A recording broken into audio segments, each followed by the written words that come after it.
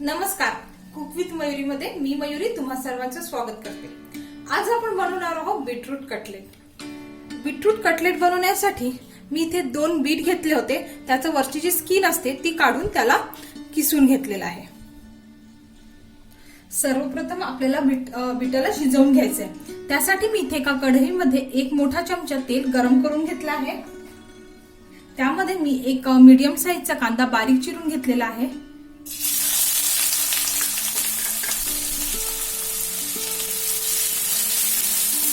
कांद्याला थोडं आपण ट्रान्सपरंट होईपर्यंत परतून घेणार आहोत। कांदा आपला छान असा परतला गेलेला आहे। त्यामध्ये मी 2 बारीक चिरून घेतलेल्या हिरव्या मिरच्या आहेत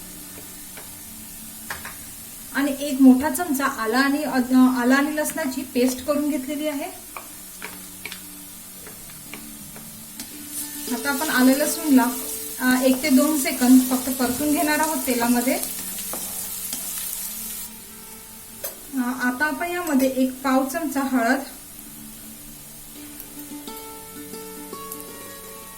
1 चमचा इथे धने पावडर आहे, अर्धा चमचा जिरे पावडर, 1 चमचा लाल तिखट आहे। तिखटाचं प्रमाण तुम्ही तुमच्या आवडीनुसार कमी जास्त करू शकता आणि अर्धा चमचा गरम मसाला।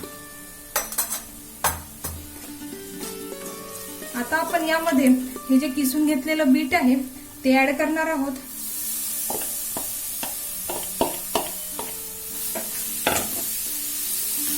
आता आपण या सर्व साहित्याला छान असं मिक्स करून घेणार आहोत।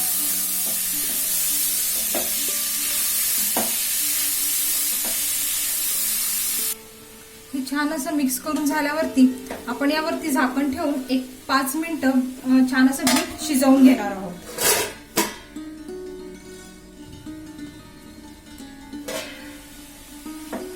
याला छान अशी वाफ आलेली आहे आणि आपलं हे जे बीट आहे ते थोडंफार शिजलेलं सुद्धा आहे।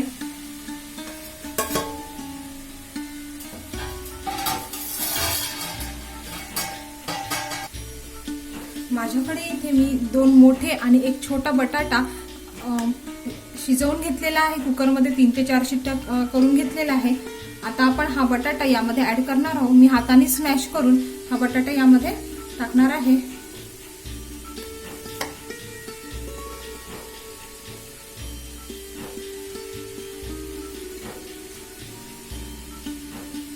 तुम्ही या बटाट्याला किसून सुद्धा घेऊ शकता। हे बटाटे ऍड केल्यानंतर आपण यामध्ये चवीनुसार मीठ ऍड करणार आहोत।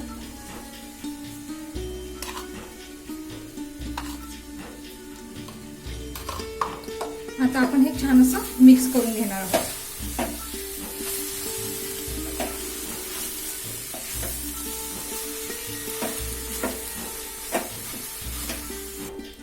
आता सर्वात शेवटी मी या ठिकाणी 1 चमचा लिंबाचा रस ऍड करणार आहे। यामुळे खूप छान असा फ्लेवर येतो। तुम्हाला नसेल आवडत तर तुम्ही या ठिकाणी हे लिंबाचा रस स्किप सुद्धा करू शकता। आता याला मिक्स केल्यानंतर माझ्याकडे हे पोटॅटो स्मॅशर आहे। मी आणि याला थोडंसं स्मॅश करून घेणार आहे।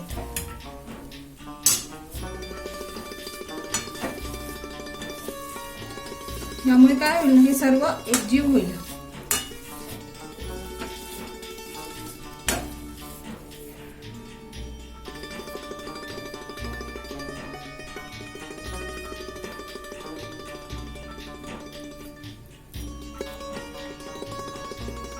आता आपले हे जे टिक्की बनवण्यासाठी लागणारे जे सारण आहे ते एकदम तयार झालेलं आहे। आता मी गॅस बंद केलेला आहे आणि आता आपल्याला 10 ते 15 मिनिटं याला थंड करून घ्यायचं आहे। आपले हे जे मिश्रण आहे ते मी एकदम छान असं गार करून घेतलेलं आहे। या ठिकाणी मी इथे 2 चमचे मैदा घेतला आहे। जर तुमच्याकडे मैदा नसेल तर तुम्ही या ठिकाणी कॉर्नफ्लोअर सुद्धा वापरू शकता। यामध्ये मी थोडंसं पाणी ऍड करून याचा एक घोळ बनवून घेणार आहे।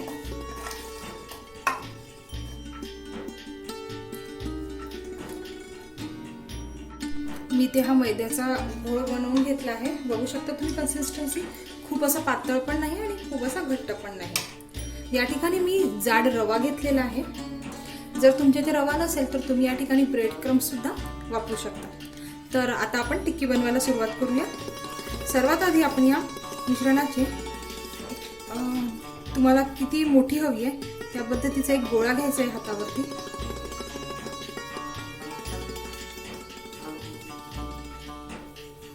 त्याला गोल करून आपल्याला मध्ये प्रेस करून एक टिक्कीचा शेप द्यायचा आहे.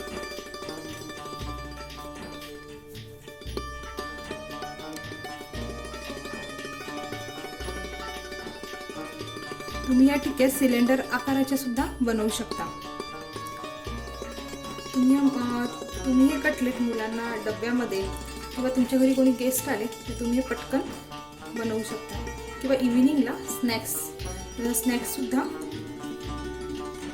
स्नॅक्सच्या रूपात सुद्धा तुम्ही हे खाऊ शकता. मस्त आणि पौष्टिक आहे. परत हे बघू शकता तुम्ही, मी ही टिक्की इथे बनवून घेतलेली आहे. आता आपण ही टिक्की, हे जे आपण मैद्याचं गूळ तयार करून घेतलं आहे त्यामध्ये आपण थोडी डीप फ्राय करून घेणार आहोत आणि बुडवून यावरती हे मैद्याचं कोटिंग करून घेणार. त्यामुळे ही छान अशी आपली क्रिस्पी होईल थोडी.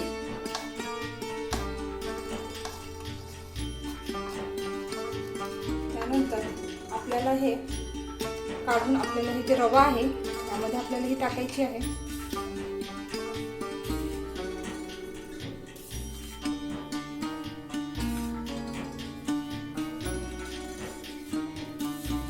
सर्व साईडने आपल्याला रवा छान असा लावून घ्यायचा आहे.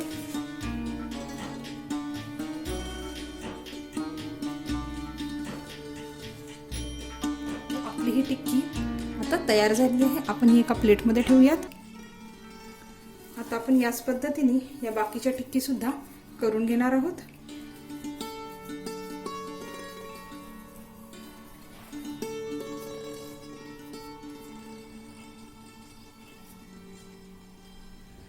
तुम्ही बघू शकता मी इथे या सर्व टिक्की बनवून घेतलेल्या आहेत. छान असं कोटिंग पण आलेलं आहे रव्याचं.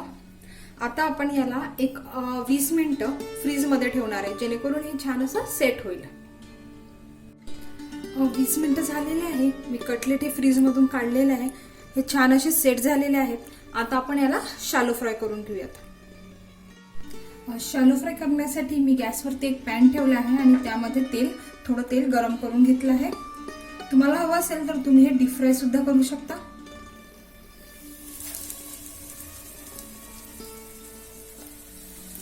आपण यामध्ये हे जे कटलेट केले आहेत ते ठेवूयात.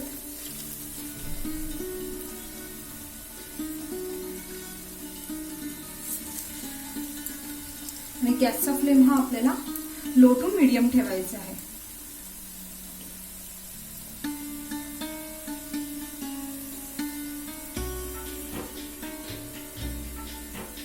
आपल्याला हे कटलेट दोन्ही साईडनी थोडी गोल्डन ब्राऊन होईपर्यंत छान असे फ्राय करून घ्यायचे आहेत.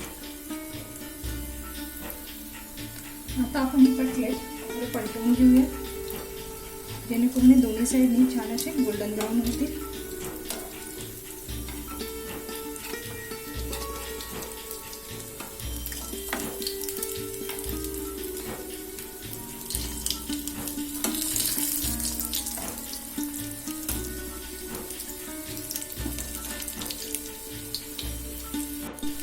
आपले हे कटलेट दोन्ही साईडनी छान असे गोल्डन ब्राऊन झालेले आहे. बघू शकता तुम्ही. आता आपण याला एका प्लेटमध्ये काढून घेऊया.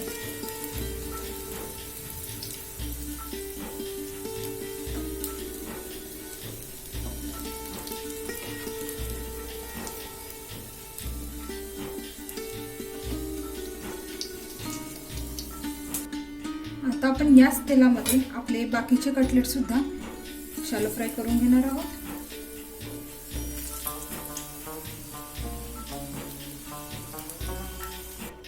बघू शकता तुम्ही, मी त्या सर्व टिक्की शॅलो फ्राय करून घेतलेल्या आहेत. खूप सुंदर दिसतात आहे. मी तुम्हाला आता या प्लेटिंग करून दाखवते. बघू शकता तुम्ही, खूप सुंदर दिसतात आहे. वरतून एकदम अशा छान अशा क्रिस्पी, आतमधून सॉफ्ट. तर जर आणि या तुम्ही सॉस बरोबर किंवा कुठल्याही तुमच्या आवडीच्या चटणी बरोबर या तुम्ही खाऊ शकता. जर तुम्हाला माझी आजची रेसिपी आवडली असेल तर चॅनलला लाईक करा. फ्रेंड्स आणि फॅमिलीमध्ये तुम्ही माझे हे व्हिडिओ शेअर करा. आणि सबस्क्राईब करा. आणि आता तुम्ही मला फेसबुकवर सुद्धा फॉलो करू शकता.